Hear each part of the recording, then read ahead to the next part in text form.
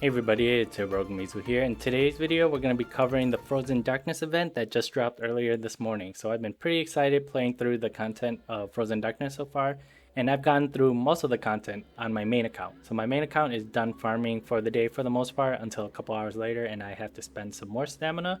But I kind of want to give you guys my thoughts and impressions about it so far, especially from a free-to-play perspective and from a perspective of an account that just joined later into the game. So as you can see here, my account is around level 46. If you've been playing from the start, your account is probably in the high 60s for the most part, or around 65 or 62. But my account, if you look at my members here, I'm using the 3 basic constructs that everybody gets, which is Lucia Lotus, Live Eclipse, and Nanami Storm. So if you look at them, they don't have their memories equipped. I'm kind of lazy. Their weapons aren't upgraded. For Liv, she doesn't even have memories equipped. I upgraded her weapon that we get. And for Lucia, she's basically my damage dealer, and she has level 1 memories for the most part, and an upgraded weapon that's not even upgraded all the way. So her battle power is around 1377. 900 here and almost 700 here. For the most part, I haven't had any issues so far clearing through the content of the new event, so that's really good to know. But what's good is that it allows new players and also players that may not be super geared up in order to complete the event. So let's talk about the event itself. If we're on the Frozen Darkness UI section, there's a new section called New Story. So you're going to be able to play through the new story of the game. It's pretty interesting. I highly recommend that you go through it. You get to try some new constructs and also get some deeper knowledge about the lore and the story about Punishing Grey Raven.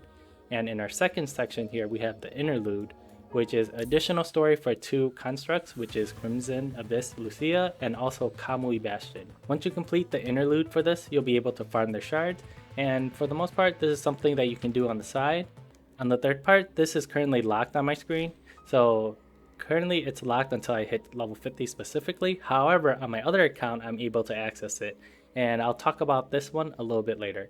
For number 4, which is our Arctic Night section, this is where you're going to be spending most of your time here farming for tokens for the stages. So it says it drops reagent HE4. This is going to be the token that you use for the event for the Arctic shop. But let's cover the missions real quick. So if we look through the missions, they're really straightforward, but the main takeaway is that you need to clear the Arctic Night missions 50 times for normal stages, and then you need to clear Arctic Night challenge stages 50 times in order to get all these rewards. So you really want to do them. You get a whole bunch of tokens, the reagent HE4, and then if we check out the Arctic Night stages itself, you're going to be able to clear 5 stages here, so S1 through S5. So for the normal stages, which is our S stages, you're going to be farming S5 primarily 50 times. And the reason why you're farming this stage is the minimum amount of tokens that I've gotten on this stage is around 59. And the highest number I've seen is 63. So you may get even more tokens than that, but I haven't seen anything higher than 63 so far today.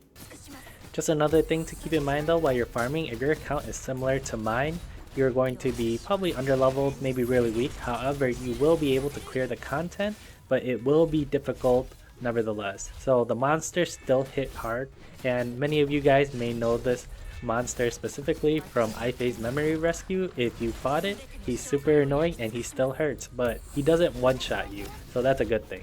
But for the most part, if you're free to play, you should be able to clear these stages. If we click on switch to challenge mode, there's going to be 5 stages here as well, and the main stage you're going to be farming for the event is going to be C4. So this will give you the most tokens, and the reason why you're farming C4 instead of C5 is C4 will give you way more tokens than C5. C5, I think I was getting around like 12 or 13 after I cleared the stage. However, C5 does give you a chance in order to get 6-star memories, just like the resource stage. But primarily, if you're playing this event, the idea is to get as much tokens as you can, which will be C4.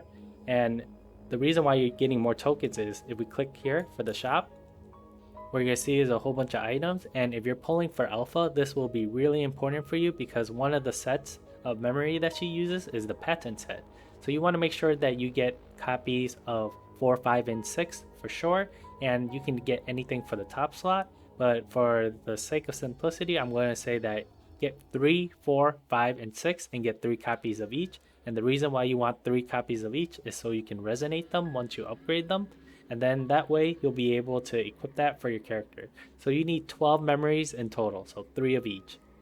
And then afterwards, you're going to farm the inverse shard for Bastion.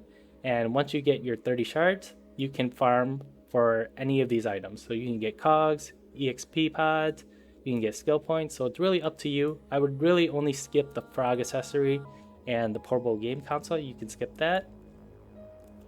You can probably skip out on the enhancers. These are fairly easy to get, and also the memory enhancers as well. So we're going to go back because there's one thing I need to tell you about Bastion. If we go all the way back to our main screen, Members tab.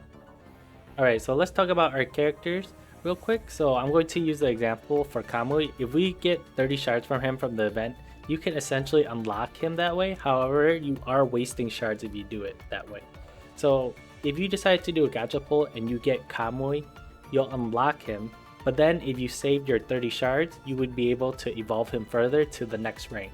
However, if you decided to use your 30 shards to unlock him, and then you pull and you somehow get a duplicate copy of him, you're going to get 18 shards, and essentially you just wasted 12 shards by unlocking him that way. So best practice is to try to get him from a gacha pull first, and then use his shards in order to try to upgrade him even further to the next rank. So let's go back and talk about the Azure Scar, and this doesn't unlock till the 10th, and I'm not too sure what to expect from here since this is my first playthrough of the game, but I'm assuming we're going to be able to fight an even stronger version of Rosetta than the co-op mode.